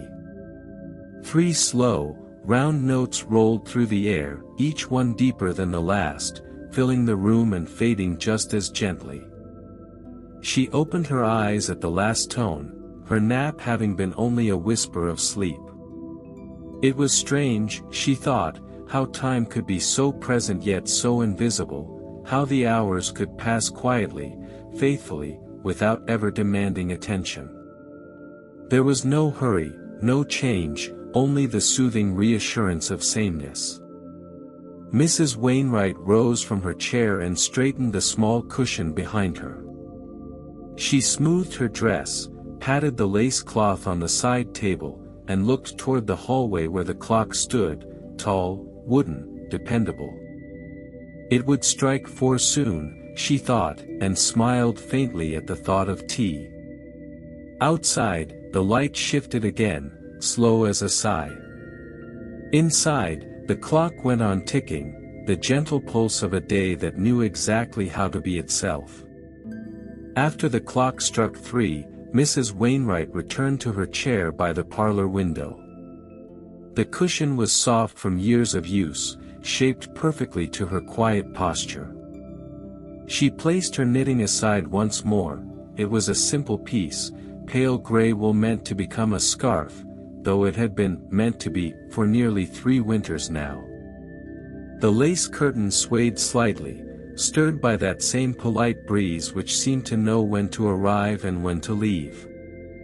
Outside, a cart rattled faintly down the cobblestone lane, the clip-clop of the horse's hooves sounding like a rhythm she'd heard every afternoon since forever. Her eyes wandered to the mantelpiece. A framed photograph of her late husband rested there, Mr. Wainwright, still looking rather stern even in sepia. He had been gone 8 years now, yet the photograph had not changed. That was comforting. Change had always been overrated, in her opinion. The room was still, so perfectly still that the ticking clock almost became part of her breathing. She shifted her weight, sighed softly, and allowed herself to sink into that familiar half-sleep, that drowsy middle place where dreams didn't bother to visit. Her hands, resting on her lap, didn't twitch. Her face didn't move. Not even the curtains dared to make a sound now. And for a long, silent stretch of minutes, Mrs. Wainwright simply was. She didn't dream of youth or gardens or forgotten songs. She didn't recall laughter or faces or moments.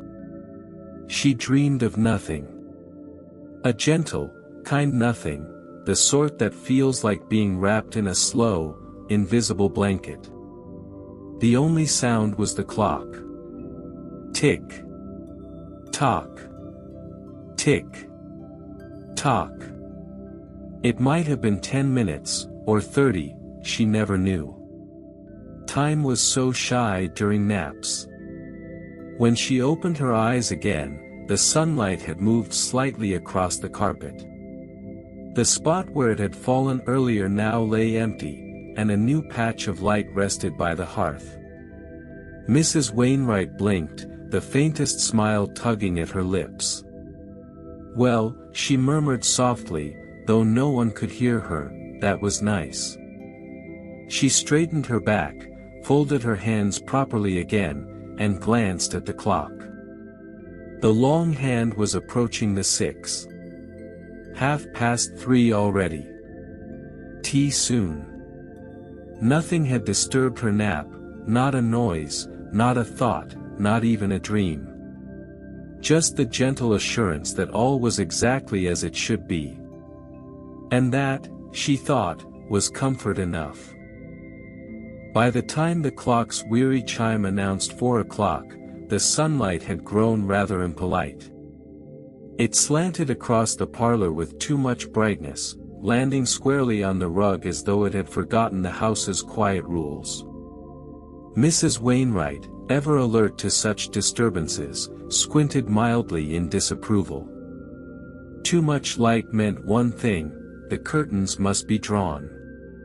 She rose slowly, her joints performing their usual soft complaint. With one hand on the arm of her chair and the other on her hip, she made her way to the window. The lace curtains, a bit yellowed now from the years, hung patiently, waiting to fulfill their duty once again. Afternoons grown bold, she whispered to herself, a faint note of reproach in her voice. She took hold of the curtain cords, gave them a small, deliberate tug, and watched as the light retreated. The lace folded gently, swallowing the sunlight inch by inch until the room returned to its preferred dimness. There. Much better. The dust motes that had danced in the golden light moments ago seemed to sigh, settling back into their invisible corners. The room looked as it should again, subdued, proper, slightly gray around the edges. Mrs. Wainwright stood for a moment, holding the curtain cord as if listening for the world's response. There was none.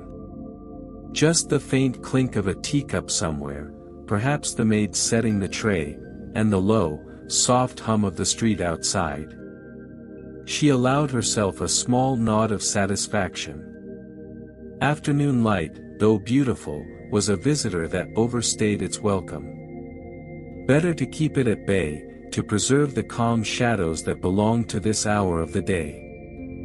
With the curtains closed, she returned to her chair. The parlor now felt enclosed in a hushed cocoon, safe from the glaring brightness, safe from the motion of the outside world. She could hear the gentle ticking again, steady and precise. The silence had texture now, soft and heavy, like velvet draped across time itself. For a few long minutes, she sat perfectly still, her fingers folded, her mind empty but content. She didn't think of what others might be doing, the neighbors, the merchants, the schoolchildren. They lived in a different rhythm altogether, one she had left behind long ago. Here, in her dim parlor, she belonged to the stillness. The curtains had done their job well. They had kept the afternoon at a respectable distance.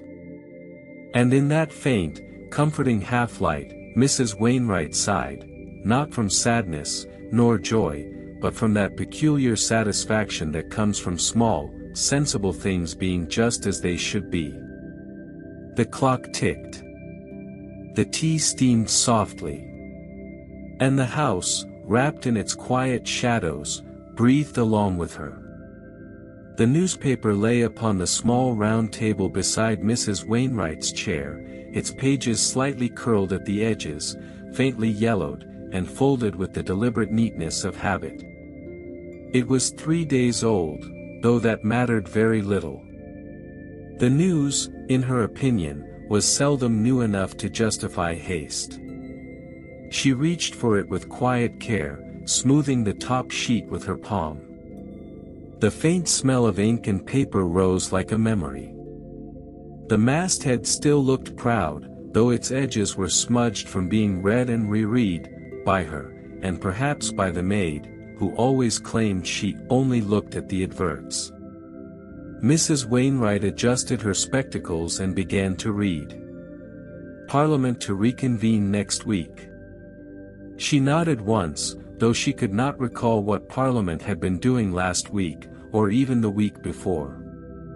Rain continues in the north. As it should, she thought. Rain was dependable, like the ticking of her clock. A society wedding of some distinction. Ah, yes. There was always one of those. Her eyes skimmed gently over the paragraphs, not so much reading as keeping company with the words. Each sentence felt like a soft footstep down a corridor she had walked many times before. The names changed, the places shifted, but the pattern of human fuss remained comfortingly the same. On the inside page, there was an advertisement for patent boots, of unmatched durability. She considered it for a moment, then smiled faintly. Her own boots, black leather, perfectly ordinary, had lasted nearly 12 years. She saw no reason to change them now. The clock ticked again. A tiny fleck of dust floated down onto the paper. She brushed it away with a fingertip, the motion delicate, as if dust itself deserved a kind touch. She turned another page. A small fire in a London bakery, she murmured under her breath, her voice low and even. For a moment she imagined the faint scent of burnt bread, then dismissed it. Fires, like scandals, were common, and neither improved with repetition. When she reached the back page, she folded the newspaper carefully, pressing the creases flat with her palm. She did not clip or save anything, she never did. The act of reading had been its own quiet ritual, something to pass the hour between tea and twilight. She placed the folded paper on the corner of the table again, aligning it precisely with the edge. It would stay there until tomorrow, when she would read it once more, just as carefully, and find in it the same comfort of sameness. Outside, the faint sound of carriage wheels passed by. The day was slipping toward evening, the light turning faintly blue through the drawn curtains. Mrs. Wainwright rested her hand atop the folded paper and sighed contentedly. 3 days old, but still perfectly serviceable. After all, what difference could a few days make in a world where everything important stayed exactly the same? Dinner in the Wainwright household was not a lively affair. It never had been. It was a quiet, symmetrical event, a ceremony more than a meal, and one that unfolded precisely at 7 o'clock each evening, with all the steadiness of the clock that presided over the dining room mantel. Mrs. Wainwright sat at the head of the long mahogany table, which gleamed faintly beneath the soft glow of 2 candles. Across from her sat her nephew, Harold, a pale young man of 25 who had the unfortunate habit of speaking very little, and when he did, of speaking mostly about the weather. Between them sat the soup. It was a modest vegetable broth, thin and steaming, the sort of soup that never offended and never delighted. The maid, Annie, ladled it into their bowls with solemn care. The faint sound of porcelain against metal was the only thing that dared to interrupt the silence. "Smells quite pleasant," said Mrs. Wainwright at last, in a tone that was not meant to invite agreement so much as to state a settled truth. Harold nodded. "Yes. Quite." The two sat for a moment longer, spooning quietly. The clock ticked. A carriage passed outside. Annie retreated to the kitchen, her shoes whispering across the carpet. "Carrots," said Mrs. Wainwright suddenly. Harold looked up. "Pardon?" "There are carrots in the soup tonight. I can taste them." "Yes," he said after a short pause. "I noticed that as well." There was another silence. It stretched itself comfortably between them, neither tense nor awkward, simply familiar. Mrs. Wainwright took another slow spoonful. "Last Thursday's soup did not have carrots," she observed thoughtfully. "It had barley." Harold nodded again, though his expression suggested he was unsure whether this was praise or complaint. "I do not mind carrots," she added after a time. "Though I prefer when they are diced smaller." "I suppose it depends on who's cutting them," Harold offered, in what might have been the longest sentence he had spoken all week. "Yes," said Mrs. Wainwright. "It usually does." They both returned to their spoons. The broth made tiny ripples with each movement, soft circles spreading outward and vanishing before they reached the edge. "Soup," Mrs. Wainwright said finally, "is the most honest of meals." Harold blinked, unsure whether this was philosophy or dinner talk. "Yes," he said carefully. "Quite." Outside, the light was fading now, turning the lace curtains pale and ghost-like. The candles flickered. The soup cooled. And yet, there was something soothing about it all, the sameness, the politeness, the sound of spoons in bowls. Nothing new was said. Nothing new was meant to be. The conversation, like the soup, existed only to fill the quiet. When they finished, Mrs. Wainwright placed her spoon precisely upon her plate. "That was nice," she murmured. "Not too salty." Harold nodded once more, his expression one of mild agreement and mild relief. Dinner was done. The clock chimed softly, marking another perfectly ordinary hour in the long, gentle hum of the Wainwright house. The morning began without distinction, neither bright nor dim, simply gray. The kind of gray that seemed to belong more to the century than the day. Clouds hung low over the rooftops like heavy blankets, and the air smelled faintly of damp cobblestone and distant coal smoke. Mrs. Wainwright, being a woman of consistency, decided it was the perfect sort of morning for a walk. Not because she particularly wished to go outdoors, but because one must, occasionally, acknowledge the existence of weather. She put on her sensible bonnet, the same one she had worn every spring since before Queen Victoria's Golden Jubilee, and wrapped her shawl neatly over her shoulders. The mirror in the hallway offered her a pale reflection. She regarded it without emotion, then turned the latch and stepped into the street. The cobblestones were slick, but not enough to be troublesome. A milk cart rattled past, the driver neither hurrying nor idling. A small boy, carrying an umbrella twice his size, trudged by with his boots splashing in shallow puddles. The sound was rhythmic, almost musical, and for a brief moment, Mrs. Wainwright thought how pleasant it was to hear the world go about its dull business. The air was cool against her cheeks, the kind that did not sting but simply reminded one that warmth was elsewhere. She moved at a steady, proper pace, neither brisk nor leisurely, along the narrow pavement. "Good morning, Mrs. Wainwright," called Mr. Peebles, the baker, from his shop doorway. His apron was dusted with flour. "Good morning, Mr. Peebles," she replied, her tone perfectly balanced between politeness and indifference. He smiled faintly. "Looks like rain." "It often does," she said, and continued on her way. She passed the iron fence of the small park. The trees there stood thin and resigned, their leaves already turning from tired green to the faintest suggestion of yellow.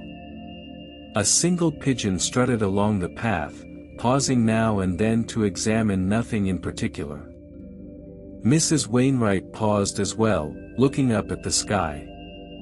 It was entirely gray now, no breaks, no hopeful glimmers of blue. She found it soothing. Sunshine, she always thought, demanded too much cheer. Gray skies asked for nothing. Her shoes clicked softly against the stones. Every so often, a droplet of moisture fell from a rooftop, landing with a faint pat on the brim of her bonnet. It did not bother her. The world, after all, must behave as it wished. After perhaps 20 minutes, she turned back toward home. The street looked exactly the same as when she'd left it, a comforting fact. The same cart, the same sound of a kettle whistling faintly from an unseen window, the same stillness beneath all the movement. When she reached her door, she paused once more, looking at the dull, gray sky as though offering it a small, unspoken thanks. Then she went inside, removed her bonnet, and placed it neatly on the stand. The walk had accomplished nothing, changed nothing, and revealed nothing, which, in its own quiet way, made it perfect. Mrs. Wainwright sighed contentedly, glancing toward the clock. Nearly noon. Time for a cup of tea. And outside, the sky remained as it always was, gray, patient, and utterly unbothered. Evening came softly to the Wainwright house, the sort of slow, polite evening that tiptoed in rather than arrived. The grayness of the day deepened into a gentle dim, and the corners of the parlor began to blur as if time itself were growing drowsy. Mrs. Wainwright, ever mindful of domestic order, noticed the gradual dimming of her favorite lamp. It stood upon a small table by the window, brass, polished, loyal, and had burned through the last few evenings with a flame that now seemed rather tired. She rose from her chair with deliberate grace, the faint rustle of her skirts whispering through the silence.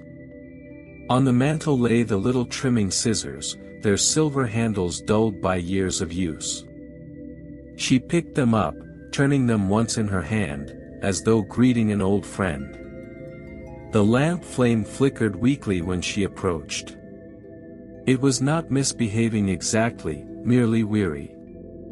The wick had grown uneven, its edges curled and blackened from honest labor. "Poor thing," she murmured softly, "you've done your best." With a steady hand, she lifted the glass chimney and set it aside upon a square of folded linen.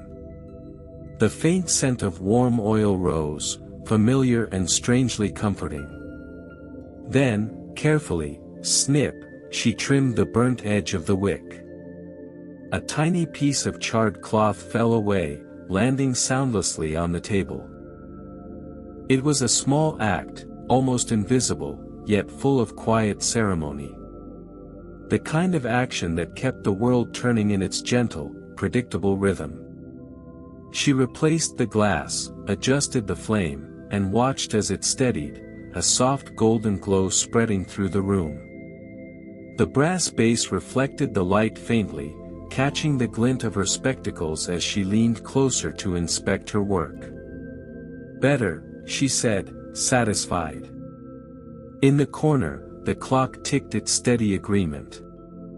The parlor, once murky, regained its evening warmth, that soft, buttery hue that turned the walls gentle and the air forgiving. Mrs. Wainwright returned the trimming scissors to their place on the mantel, aligning them neatly beside the small porcelain vase. She sat again in her chair, folded her hands, and gazed at the flame. It burned now with purpose, quiet, steady, unremarkable, yet faithful. Much like her own life, she thought, though she would never have said such a thing aloud. Outside, the world was slipping toward night. A carriage passed, the faint echo of its wheels rolled like a sigh through the street. Somewhere a dog barked once, then thought better of it. Mrs. Wainwright blinked slowly, the lamplight soft upon her face. The evening was content again, restored to its rightful order. The lamp, properly trimmed, would burn through the night without complaint. And as the house settled into its nightly hush, she whispered the day's quiet conclusion. Everything in its place. The flame fluttered once, then held still, as if nodding in agreement. The drawing room of the Wainwright residence hosted its weekly gathering that Thursday evening, though gathering was perhaps too generous a word.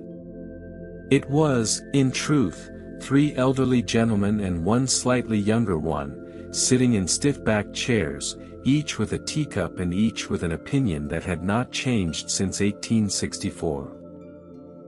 The fire burned with calm politeness in the grate. The air smelled faintly of tobacco, wool, and long-settled dust, the perfume of routine. Mr. Hawthorne, a retired solicitor with an impressive collection of sighs, was the first to speak. "The weather," he began, "has been unsettled of late." Mr. Penworthy, who had never been unsettled by anything, nodded gravely. "Indeed. Quite remarkable how frequently it rains."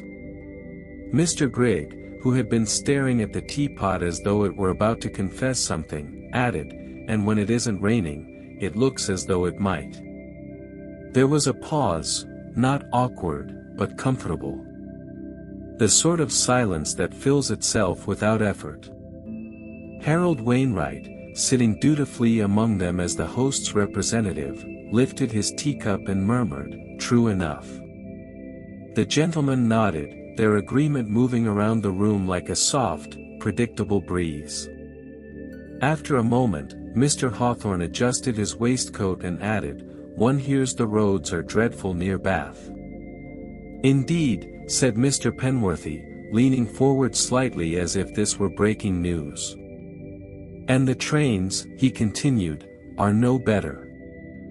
"I've always said," Mr. Grigg began, in the tone of someone who had always said many things, "that the trouble with progress is that it progresses." A faint murmur of appreciation followed.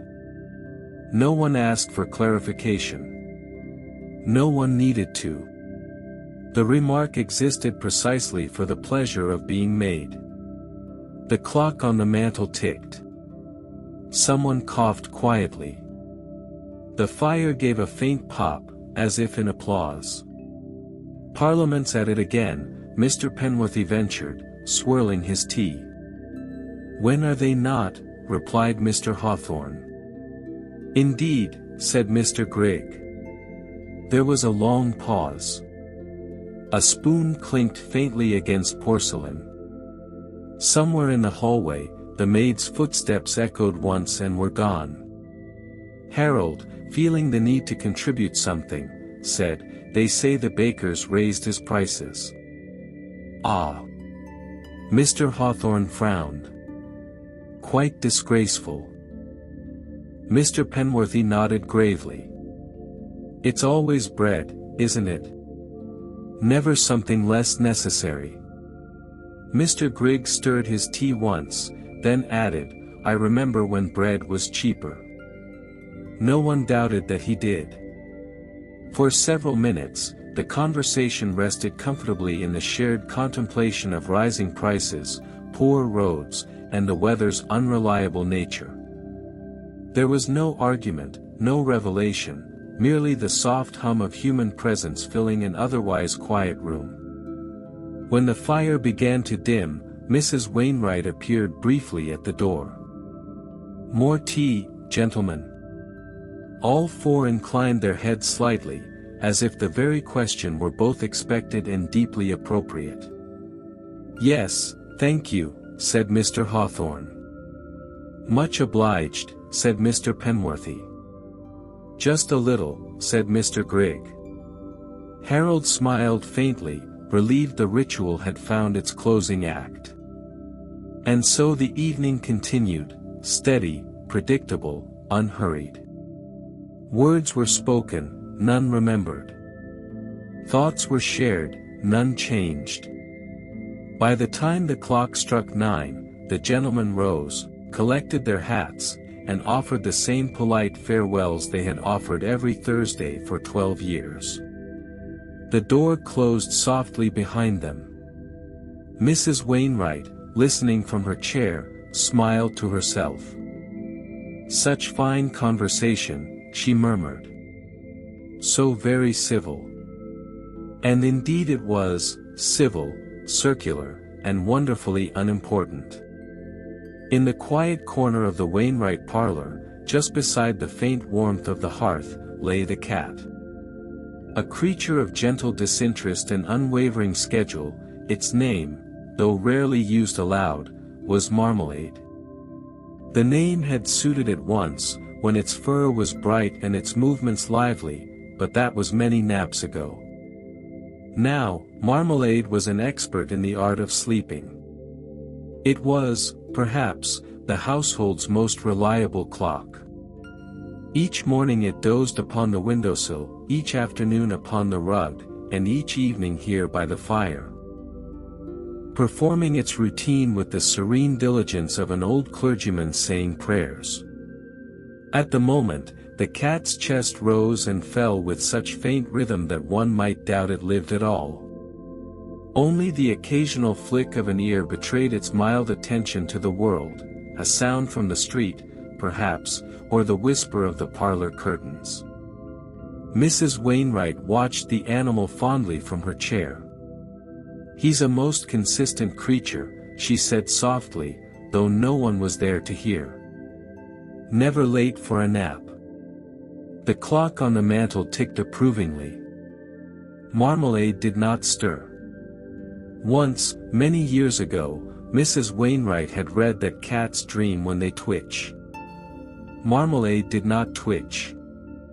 Therefore, she concluded, he did not dream, a fact she rather admired. Dreaming, in her view, was unnecessary fuss. Sleep, however, was sensible. Outside, the evening had turned still and gray-blue, the kind of dusk that hushes the street into polite silence. The lamplighter had long passed by, his steady steps fading into the distance. The house, the world, and the cat all seemed to exhale together. Now and then, the fire shifted, sending a faint glow across Marmalade's back. The fur shimmered briefly, soft and warm, before settling again into shadow. The cat's tail, curled neatly around its body, gave one tiny, absent-minded twitch, a small reminder to the universe that it was still there. Mrs. Wainwright smiled faintly, feeling a quiet kinship. "It's a good life," she murmured, "to expect nothing and be perfectly content." The clock chimed 8. Marmalade did not open his eyes. He had heard that chime 1,000 times before, and it had never once required action. When Harold entered the room, he nearly tripped on the rug and said, "He's sleeping again." "As he should be," replied Mrs. Wainwright. "It's the proper hour for it." Harold nodded, not because he understood but because it seemed the only reasonable response. He poured himself a cup of tea, careful not to make a sound that might disturb the cat, though, in truth, nothing ever did. The two humans sat quietly, sipping their tea, while the cat remained in its perfect stillness. Time passed, as it often does, unnoticed except by the clock. When the last ember in the fire dimmed to a soft orange glow, Marmalade shifted slightly, stretched one paw, and repositioned himself precisely 2 inches to the left, a subtle but deliberate act of comfort, before resuming his eternal nap. Mrs. Wainwright glanced toward him once more and whispered, "Good night, dear." The cat, of course, did not respond. But in the way of quiet things, his silence said everything, that life, at its most peaceful, requires neither noise nor novelty, only warmth, rhythm, and the permission to rest again. There was, in the parlor of the Wainwrights' home, a picture frame that hung ever so slightly askew. No one could quite remember when it had tilted, perhaps after the damp winter loosened the plaster, or maybe when young Arthur brushed past it years ago with his school satchel. Whatever the cause, it had remained crooked ever since. Mrs. Wainwright noticed it every day, of course. As she dusted the mantel, her eyes would rest upon it, her hand rising halfway as if to straighten it, but she never did. To touch it, she reasoned, might disturb something else. The balance of the room, fragile and sacred in its sameness, could not bear even the smallest correction. The picture itself was dull, a faded watercolor of a churchyard under a pale sky. Yet its very dullness gave it importance. It had become part of the quiet order, a reminder that life in their house moved not forward, but simply around things, like dust settling on the familiar. Sometimes, in the quiet of the evening, when the coals had turned to red eyes and the ticking of the clock filled the silence, Mr. Wainwright would glance up at it too. He would murmur, almost to himself, "I must fix that tomorrow." Then he would clear his throat, reach for the newspaper 3 days old, and say no more. And so the frame remained, just a little crooked, perfectly in keeping with a house where nothing truly changed, and where imperfection, if left long enough, became a kind of peace. At precisely 9:30, the kettle began its slow, familiar song. It was not a whistle, not quite, more a tired sigh of steam, like the house itself exhaling after another uneventful day. Mrs. Wainwright moved about the kitchen in soft slippers, her motions gentle and unhurried, the lamplight catching faint glimmers on the polished spoon and the china cups that had seen 3 generations of tea. Mr. Wainwright sat in his armchair, back straight despite the years, the same newspaper folded neatly on his lap. He never read at that hour, only pretended to, the habit of holding it comforting, as if to mark the transition between day and night. When the tea tray arrived, he folded it once more and set it aside, the faint rustle filling the silence before the pour. 2 cups. 2 lumps of sugar each. A slow stir. The faintest clink of silver against porcelain. The ritual never varied, even when the weather turned, even when aches came with the cold. They drank in silence, not from boredom, but from the comfort of knowing that nothing need be said. The warmth of the tea was enough, the steam enough company. Sometimes, Mrs. Wainwright would remark, almost absently, "It will rain tomorrow, I think." To which Mr. Wainwright might reply, "Perhaps." That was all. Yet within that single word lay years of shared mornings, quiet afternoons, and countless cups of tea, always before bed, always the same way. When the last sip was gone, and the spoons rested like still pendulums in their cups, Mrs. Wainwright would sigh softly and say, "Best not to linger." And they would rise, in perfect unison, as though guided by the invisible rhythm of a clock that had ticked through their lives, one day blending softly into the next. The fire in the parlor was not a lively one. It rarely had been. It burned in a well-behaved manner, quiet, modest, never daring to flare or snap too loudly. Its embers glowed a steady orange, and the occasional soft hiss of settling coal was the only sound that dared to disturb the evening hush. Mr. Wainwright preferred it that way. "A calm fire makes for a calm home," he would say, adjusting the screen so no stray spark could escape.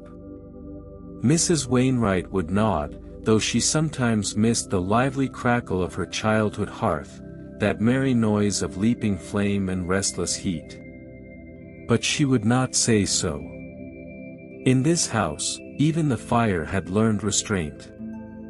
They sat before it every night, each with their thoughts neatly folded like their napkins at supper. The light flickered faintly across the lace curtains and the china dogs on the mantel. Shadows trembled but never danced. It was a fire made for endurance, not delight, the sort that warmed just enough to keep the cold from feeling personal. Occasionally, a coal would fall with a soft sigh, and both would look up, not startled, but faintly disapproving, as though the fire had overstepped its place.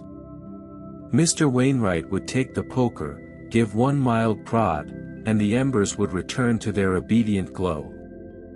Outside, the wind passed along the street, pressing gently at the windows. Inside, the house stayed still, lulled by that barely there crackle, the kind of quiet warmth that could make you forget the difference between comfort and monotony. When at last the lamps were dimmed and the house gave its nightly sigh, Mr. and Mrs. Wainwright climbed the narrow stairs as they had done every evening of their long and orderly life. The boards creaked in the same places, the shadows leaned in familiar ways. Upstairs, the small brass clock ticked softly, patient as always, measuring out the distance between sleep and morning. In bed, beneath heavy quilts faintly scented of lavender and coal dust, they lay side by side, not touching, not far, listening to the wind brushing against the panes. The day behind them had been like the one before it, tea, dusting, a quiet dinner, the fire that barely crackled. Yet there was a curious peace in that sameness, a comfort found only by those who have stopped expecting surprise. Mrs. Wainwright closed her eyes and thought, vaguely, of tomorrow. She imagined it unfolding exactly as today had, the kettle's sigh, the stiff curtains, the slightly crooked picture frame, the slow rhythm of everything that refused to change. It was not a dream of hope or adventure, but of calm repetition, a dream she could depend upon. Mr. Wainwright's thoughts wandered too, but not far. Perhaps he would fix that picture tomorrow, or perhaps he would not. Perhaps the paper would come on time, or perhaps a day late. It hardly mattered.